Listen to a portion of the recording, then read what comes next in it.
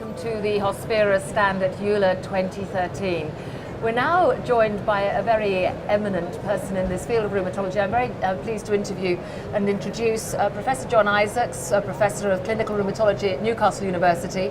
So now with the advent of the biologics for treatment in rheumatology and also with the advent of biosimilars coming along, what do they offer for patients and for clinicians?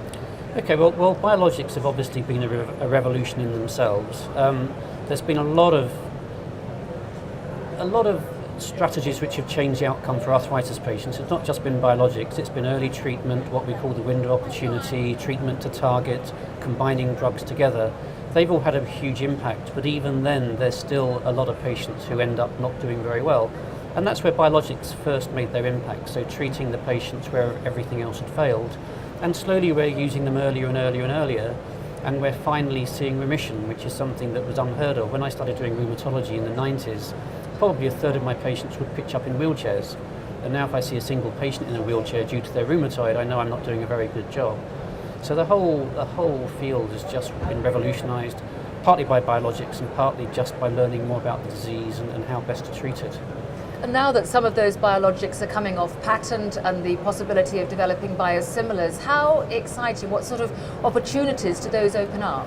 I think there's great opportunities. As every rheumatologist knows, the biggest downside about biologics has been their price. And inevitably and appropriately, there's been some restrictions almost wherever you practice, because you can't give £10,000 a year drugs to everybody. It's just that the money doesn't go that far.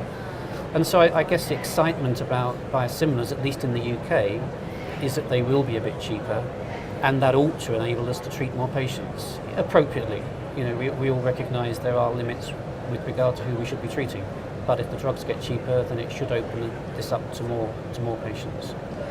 We're hearing from the industry that they're expecting that the price of the biosimilars could be 20–25% less than the reference product. How important would that be then for clinicians in the current economic climate? Well, everything else being equal, that equates, I guess, to treating 5 patients where you previously could treat 4. So for a stable budget, that increases your access by maybe 25%. So that's really important. You know,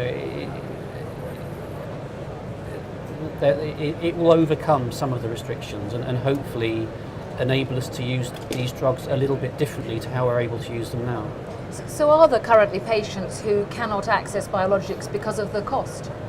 I'm sure in the UK that shouldn't be the case. It shouldn't be, and it probably isn't the case. But the guidelines are still fairly tough. You know, we can't start biologics unless patients have got really high disease activity in the UK, higher than in other parts of the world. Switching between biologics poses its own problems. Again, we're guided by particular rules, some of which seem sensible, some of which seem less sensible. But ultimately, if you track it all back, it all comes down to price. Somehow you have to make decisions, and the decisions have effectively been made for us. And I would hope that as the price of the drugs came down, there would be some relaxation. As I said, not so that everybody can get the drugs, but just the criteria for who can receive them become a little bit more aligned to what we see in practice.